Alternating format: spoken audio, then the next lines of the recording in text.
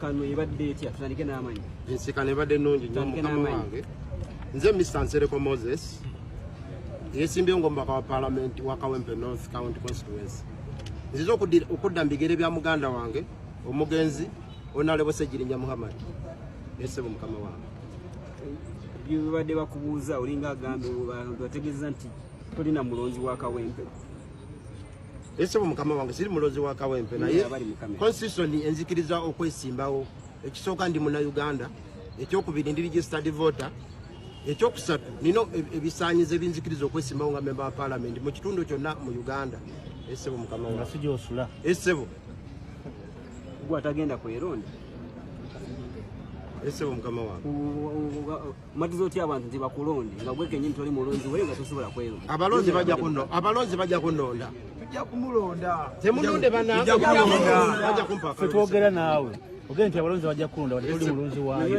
nyonyola abakola ku TV yesebo toli mulonzi gw'abantu banakulonda batya nga gwe teweeronza abalonzi bajja kunonda mukama wange kubanga ndina ebisaanyizo ebinzikiriza okwesimba ku kifo kya member wa Parliament ate era ngenda kolera abantu nzikolera abantu bayinza okuwa akalulu ne bakulonda ate n'otakolera bantu tegede mukama wange onakolera balubaga ngenda kolera bakawempe nosi sebo mukama wange ngatosula lubaga nyonyola bali ne kawempe nosi ndayo amaka nule no mukamera ne kawempe nosi ndayo amaka sebo mukama wange side wa kyebando zone nemiruka emeka wangi sebo Our power! People power! Honorable, bobo wangu otandikira ku kiri banna Kawempe. Otandikira ngenda kubaweereza bulungi. Ekisooka nataddewo Nsereko Moses box. Esente zine za Parliament milioni 2 sigenda gula motoka. Ngenda kwata sente ezo nzize mbalonzi bange. Tandikawo Nsereko Moses box. Buli mulozi mwe emitwalo 10 ayongere mu business ye. Ngenda teekawo eddwaliro. Abantu baffe bafuna obujjanjabi ku sente ntonotono. osula weeri. Nsula kyebando mukama wange. Nate butebaga nti ate nti osula lubaga. Nina amaka ga mirundi 2 mukama wange. Ekawempe nosi nayo amaka ne lubaga nosi nayo amaka sebo mukama wange. naye olonderawa Olondera wewa. Ekyo nakize mudda mukama wange. Koziwa. Nondera lubaga nosi. Naye ng'oyagala kujja Kawempe. Esebo. Nzikirizibwa. Ekibuzo kyange banna Kawempe. Esebo mukama wange. Esebo. nga bwotuna mu kamera yogera nnyo mu Senge ekibiina kyange ekya NUP tekimpa kaadi. Wenjo koma sijja kwesimbawo nga independent.